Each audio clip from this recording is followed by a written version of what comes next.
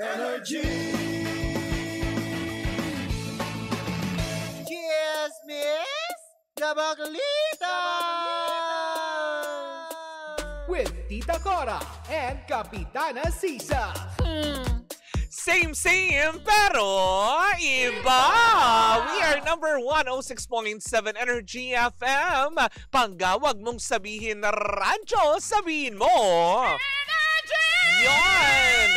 Isang magandang umaga po sa inyong lahat. As you can see, ako po ay mag-isa. Oo, nakakaloka. Naka 3 days to leave ang aking partner. Bakit? Nagpapaka-housewife. Bumabawi sa asawa. Oo, nakakaloka. Pagbalik niya, blooming na blooming. Nakakaloka. Isang magandang umaga pa rin po sa inyong lahat at kayo patuloy pa rin pong nakatutok sa Energy FM. Sa ngalan ng aking partner na si Tita Cora, ako po si Kapitana Sisa at eto na ang Baklita sa Bubububu! Diba? Nakakaloka. Hello po sa inyong lahat. Metro and Mega Manila, buksan ang inyong mga tenga para sa latest chismis na aking ibabalita. Ano daw yun? But anyways, gusto ko munang batiin ang lahat ng ating mga pangga, lalong-lalo na mga bumabiyahe ngayon. At syempre sa ating mga panggang mga drivers, diba? Na nag-uuminit ang mga ulo dahil sa traffic, wala na tayong magagawa dyan. Dahil normal na yan. Pag walang traffic sa Maynila, ay, doon ka magulat. That's impossible. Anong meron, diba? Dalawang bagay lang naman kasi yan diba? It's either ang mga tao na sa bakasyonan kung bakit maluwag ang trapiko na dumadaloy sa Metro Manila or may laban si Pacquiao. Yun lang naman. Yun naman talaga madalas. But anyways, nako, eto na mga pangga, tumuto ka na, kumapit ka sa iyong inauupuan at kung saan ka man dyan, mataltal ka dahil eto na ang aking unang chika for today's video. Bakalain mo ba naman? Jody Santa Maria, handa daw talikuran ang showbiz alang-alang sa public service. Naku, nakakaloka. So, ibig sabihin, ang Jody, may pasok na rin ba sa politika? Kaya ba public service na ang pinagtutuunan? Oo, nakakaloka. It is. Tama kayo ng narinig.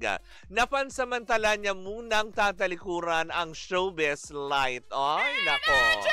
Ay, hindi ang energy ang tatalikuran mo, Jody. Oo, kundi ang, alam mo yan, ang pag-arte, ang limelight. Oo, dahil nga totoo din yan na ang pagtutuunan daw muna ng pansin ngayon ni Jody Santa Maria ay ang pagbibigay ng public service sa ating mga kapwa Pilipino. Totoo yon. Pero, ang hindi totoo ay yung papasok siya sa politika. Oo, wala siyang planong ganon. Dahil sa ngayon, naka-off break muna pansamantala si Jody Santa Maria para i-pursue daw ang kanyang dream na maging ganap na psychiatrist, diba? Kasi parang magmamaster daw yata ulit. Itong si Jody Santa Maria, magmamaster siya ng clinical psychology. Ay, in fairness, ang taray. Pwede mo ako gamutin, Jody, diba? Baklang buang. Nakakaloka, hindi yun daw ang gusto niya kasi gustong i-pursue daw ni Jody ang makapagtayo daw ng klinika para sa mga, alam mo yun, pangga nating kapos sa pera, lalo pat, alam mo yun, dumaranas ng mental health. Ay, nakakaloka yun, diba?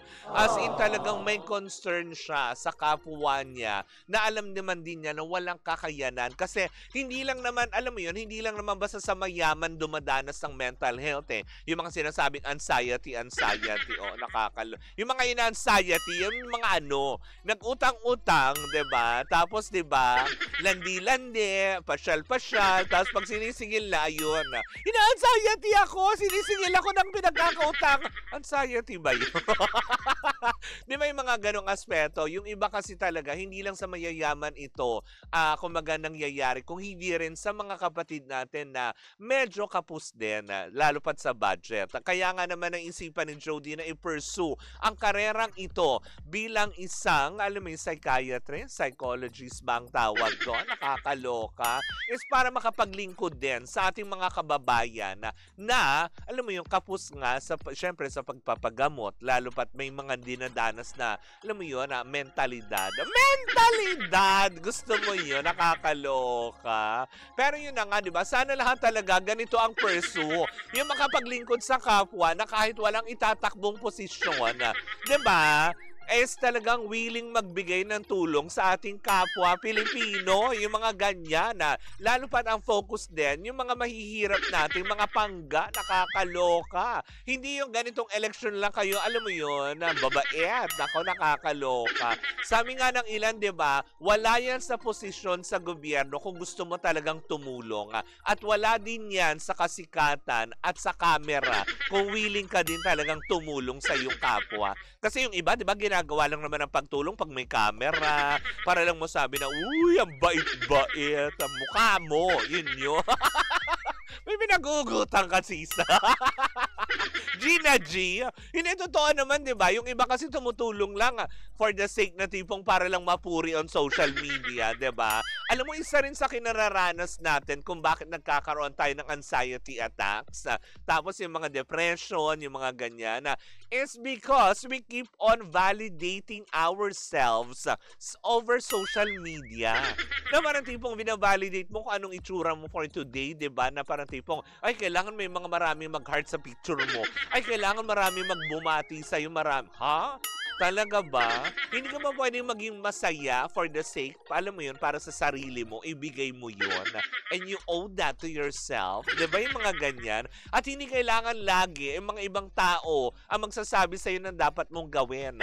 Tandaan mo, iniluwal ka dito ng ina mo, diba, na mag-isa sa mundo at wala kang kakambal na ahas. Hoy, ahas! Hindi. 'Di ba? Mag-isa tayong, alam mo 'yon, iniluwal dito sa mundong ito. 'Di ba? Matitegi din tayong mag-isa sa mundong ito. 'Di ba? Na so bakit kailangan mo laging, alam mo 'yon, na humanap ng kaligayahan dahil lamang, alam mo 'yon, kailangan ng approval ng ibang tao? Hindi. Ang kailangan mo ngayon maging masaya ka para sa iyong sarili. O, 'di ba? Habang ako ay nasa mid. Pero yun na nga, di ba, na nakakaloka. Maganda ito, di ba, na kahit papaano na katulad ni Jody, ito yung mga dapat nating hinahanga ang artista. Ito yung may mga may malasakit sa kapwa, 'di ba? Yung mga ganito na hindi lang yung basta sumikat, oo, tapos pag hininga ng tulong, magbibigay ng tulong. Oh, ito kasi parang para sa kanila yung tulong obligasyon, ganon, 'di ba? Hindi man lang nila naiisip na tulungan natin yung iba dahil concern ka, hindi dahil sa tipong hindi makakakuha ako ng maraming papuri, mga ganong aspeto. O, diba? Ganyan ang mindset natin, aminin man natin, diba? Na nakakaloka. Kaya, to Jody Santa Maria, alam mo yun, na naka-full support ako sa gusto mong gawin. Maganda po yan. Dahil isa din ako sa luka-luka na dapat willing ako magpagamot sa'yo, Jody, di ba? Yung mga ganong aspeto.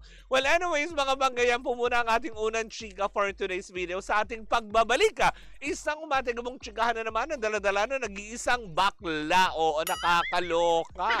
Meron daw isang aktor, hindi na magre-renew ng kontrata sa ABS-CBN. Oh, talaga ba? Diba? Kung kailan umari ba ang ABS-CBN? Well, kung sino man yan, ay sama-sama natin pakatutukan yan sa pagbabalik ng Baklita sa Woo Woo Woo Woo! And we are still same pero iba! Sa ngalan ng aking partner na si Tita Cora, ako po si Kapitana Sisa at tuloy-tuloy pa rin po ang ating tugtugan. Syempre dito po lamang yan sa number 106.7 Energy FM. Panggawag mong sabihin radyo, sabihin mo